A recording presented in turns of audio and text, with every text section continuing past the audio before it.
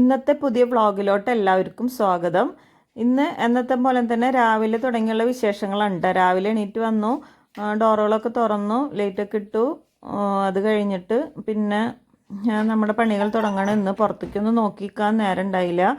അന്ന് ഒഴിവ് ദിവസമായ കാരണം ഇത്തിരി വൈകിട്ടാണ് ഞാൻ എണീറ്റത്. അതുകൊണ്ട് വേഗം തന്നെ പണികൾ നോക്കാൻ വേണ്ടി പോകണം. അപ്പോൾ ഞാൻ ട്രേ ഒക്കെ രാത്രി എടുത്ത് താഴേക്ക് വെക്കും, വെള്ളമൊക്കെ പോയി ഉണങ്ങി കിട്ടാൻ വേണ്ടിയിട്ട്. അപ്പോൾ അതൊക്കെ എടുത്ത് മുകളിലോട്ട് വെച്ച് കൊടുത്തു.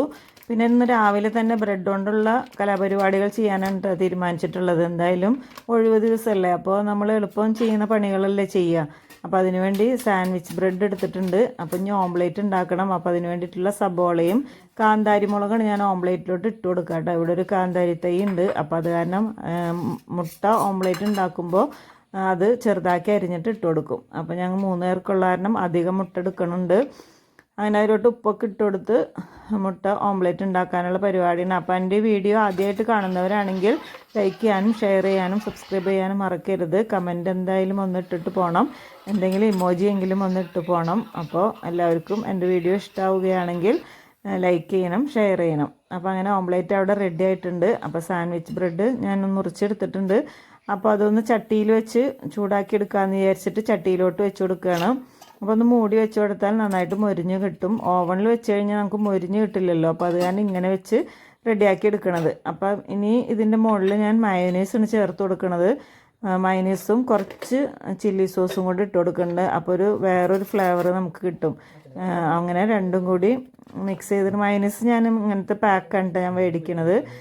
മറ്റേതാവുമ്പോൾ പിന്നെ സ്പൂണൊക്കെ ഇട്ട് കൊടുക്കാനൊക്കെ നിൽക്കണ്ടേ. ഇതാവുമ്പോൾ നമുക്ക് സ്ക്യൂസ് ചെയ്തെടുത്താൽ മതിയല്ലോ. ഇനി അതിൻ്റെ മുകളിൽ കുറച്ച് ലെറ്റ്യൂസും പിന്നെ നമ്മുടെ ചീസിൻ്റെ സ്ലൈസും പിന്നെ ഓംലേറ്റും കൂടി വെച്ച് കൊടുത്തിട്ടുള്ള ഒരു സാൻഡ്വിച്ചാണ് ഉണ്ടാക്കുന്നത്. അപ്പോൾ ചിക്കനൊക്കെ ഉണ്ടെങ്കിൽ ചിക്കൻ ഷ്രെഡ് ചെയ്തിട്ട് വെച്ച് കൊടുക്കാറുണ്ട്. അപ്പോൾ ഇന്നിപ്പോൾ രാവിലെ ചിക്കനൊന്നും ഉണ്ടായില്ല, അപ്പോൾ അതുകൊണ്ട് ഇങ്ങനെ ചെയ്തു. അപ്പോൾ ഞങ്ങൾക്ക് അവക്കാഡോ വെച്ചിട്ടുള്ള ഒരു സാൻഡ്വിച്ച് ഉണ്ടാക്കാമെന്ന് വിചാരിച്ചത്. അങ്ങനെ നല്ല അവക്കാഡോ ആയിരുന്നു.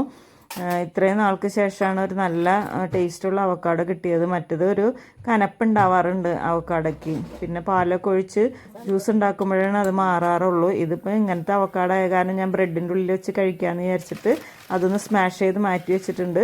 അങ്ങനെ ബ്രെഡൊക്കെ ചൂടാക്കാൻ വെച്ചു. നെയ്യ് പരട്ടിയിട്ട് ഒന്ന് മൊരിച്ചെടുക്കാൻ വേണ്ടിയിട്ടാണ് ചട്ടിയിൽ തന്നെ വെച്ച് ചൂടാക്കി എടുക്കുന്നത്.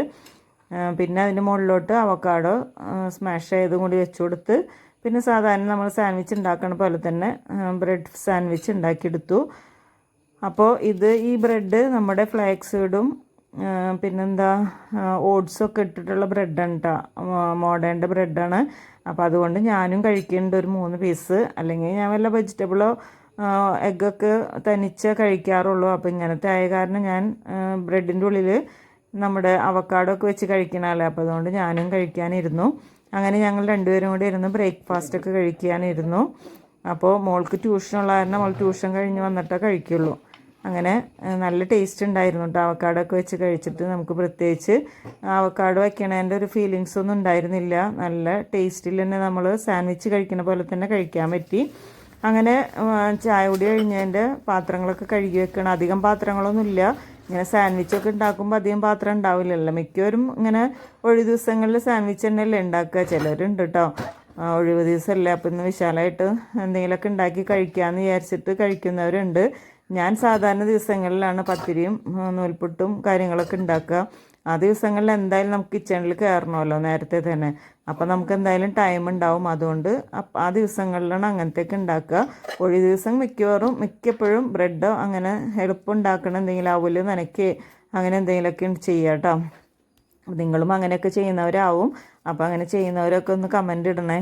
അങ്ങനെ ഉച്ചയ്ക്ക് ഇറച്ചിക്കറിയും നെയ്ച്ചോറും വയ്ക്കാനാണ് പ്ലാൻ ഇട്ടിട്ടുള്ളത്. അപ്പോൾ ഇന്ന് മോളുടെ സ്കൂളിൽ നാളെ ഫെയർവെല്ലാണ്. അപ്പോൾ അതിന് ഒപ്പന പ്രാക്ടീസ് ചെയ്യാൻ വേണ്ടിയിട്ട് അവൾ ഫ്രണ്ട്സൊക്കെ വരുന്നുണ്ട്.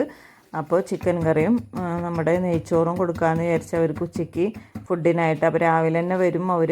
അപ്പോൾ അതിന് വേണ്ടിയിട്ട് സബോളയൊക്കെ നന്നാക്കി എടുക്കണം. ഉള്ളിയും വെളുത്തുള്ളിയും ഇഞ്ചിയൊക്കെ നന്നാക്കി കഴുകി വെച്ചിട്ടുണ്ട് അവിടെ. അങ്ങനെ ഒരു 1.5 സബോള എടുത്തിട്ടുണ്ട് ഞാൻ അരിഞ്ഞെടുക്കാൻ വേണ്ടിയിട്ട്. പിന്നെ തക്കാളിയും നമ്മുടെ പച്ചമുളകൊക്കെ ഫ്രിഡ്ജിൽ നിന്ന് പോയി എടുത്തുകൊണ്ട് വന്നു. അപ്പോൾ ഫെയർവെല്ലൊക്കെ ആകുമ്പോൾ കുട്ടികൾ വീട്ടിലോട്ട് വരുമ്പോൾ അവർക്ക് എന്തെങ്കിലുമൊക്കെ നമുക്ക് കൊടുക്കണ്ടേ, ഫുഡ് കൊടുക്കണം. അപ്പോൾ അതിന് വേണ്ടിയിട്ട് അവരോട് ഫുഡൊന്നും കൊണ്ടുവരണ്ടെന്ന് പറഞ്ഞ് എന്തായാലും നമ്മുടെ വീട്ടിലോട്ട് വരുന്നതല്ലേ, ഉച്ചയ്ക്ക് പിന്നെ അവരെ വീട്ടിൽ നിന്ന് കൊണ്ടുവന്ന ഫുഡൊക്കെ കഴിക്കണ്ടേ. അപ്പോൾ അത് കാരണം ഫുഡ് കൊണ്ടുവരണ്ടാന്ന് പറഞ്ഞിട്ടാണ് വിളിച്ച് പറഞ്ഞത്. അപ്പോൾ അവർ 6 പേരുണ്ടാവും, മോളടക്കം 6 പേരുണ്ടാവും.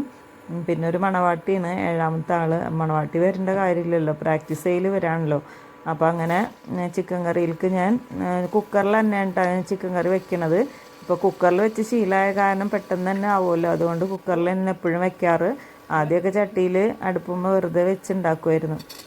അപ്പോൾ സബോള ഇട്ട് കൊടുത്തു, തക്കാളിയും പച്ചമുളകും ഇട്ട് കൊടുത്തു. അപ്പോൾ ഞാൻ മസാലപ്പൊടികളൊന്ന് ചൂടാക്കാൻ വേണ്ടിയിട്ട് അപ്പുറത്ത് ബയോഗ്യാസും വെച്ചിട്ടുണ്ട് കേട്ടോ. മസാലപ്പൊടിയൊക്കെ ഒന്ന് ചൂടാക്കിയിട്ടാൽ നല്ലൊരു നിറം ഉണ്ടാവും ചിക്കൻ കറിക്ക്. ഒരു അല്ലാതെ നമ്മൾ നേരിട്ട് നമ്മൾ ഇതിലോട്ട് തന്നെ മല്ലിപ്പൊടിയൊക്കെ ഇട്ട് കൊടുത്തിട്ടുണ്ടെങ്കിൽ ഒരു വെളുത്ത നിറത്തിലിരിക്കും. അപ്പോൾ ഇങ്ങനെ ഒന്ന് ചൂടാക്കിയിട്ട് ഇട്ട് നോക്കിട്ടോ. അപ്പോൾ നല്ല നിറത്തിലിരിക്കും ചിക്കൻ കറി. നമ്മൾ കല്യാണ വീടുകളിൽ നിന്നും ഹോട്ടലിൽ നിന്നൊക്കെ കഴിക്കണം അതേ നിറത്തിൽ തന്നെ ഇരിക്കും. അപ്പോൾ നല്ലൊരു മണവും ഉണ്ടാവും, അത് മുരിഞ്ഞ് വന്നിട്ടുള്ള ഒരു നല്ല മണവും ഉണ്ടാവും. അപ്പം സാധാരണ നമ്മൾ ചിക്കനിലോട്ട് ഇട്ട് കൊടുത്ത് വഴറ്റിയെടുക്കണേക്കാളും നല്ലത് ഇങ്ങനെയാവും. അപ്പോൾ പെട്ടെന്ന് തന്നെ നമ്മൾ കറി ഉണ്ടാക്കലും കഴിയും. അത് എൻ്റെ മസാല മണം മാറാനൊന്നും പിന്നെ നിൽക്കണ്ടല്ലോ, വേഗം തന്നെ ചിക്കൻ ഇട്ട് കൊടുക്കുക. അപ്പോൾ എൻ്റെ മല്ലിപ്പൊടി മഞ്ഞൾപ്പൊടിയൊക്കെ കഴിഞ്ഞതൊന്ന് പകർത്തി വെച്ചു. അപ്പോൾ അത് മഞ്ഞൾപ്പൊടി മുളക് പൊടി ഞാൻ പാക്കറ്റ് ഇവിടെ നിന്ന് പാക്കറ്റിലാക്കി തരുന്നതാണ് അവർ. ഞങ്ങളുടെ അടുത്ത് തന്നെയാണ്, ടിന്ന് കൊണ്ടുപോയി തന്നാൽ ടിന്നിലിട്ട് തരും. അപ്പോൾ ശർക്കര ഞാൻ ഒന്ന് അലിയിക്കാൻ വേണ്ടി ഞാൻ അടുപ്പം വെച്ചിട്ടുണ്ട്. അപ്പോൾ വൈകിട്ട് അവർക്ക് ചായ കൊടുക്കുമ്പോൾ ഉണ്ണിയപ്പം ഉണ്ടാക്കി കൊടുക്കാമെന്ന് വിചാരിച്ചിട്ടാണ് ശർക്കര വെച്ചത്. അങ്ങനെ ഞാനൊരു ചായ ഉണ്ടാക്കി കുടിക്കണേ. രാവിലെ ചായയൊന്നും കുടിച്ചില്ല, അപ്പോൾ ഒരു 11 മണിയൊക്കെ ആയിട്ടുണ്ട് ഇപ്പോൾ.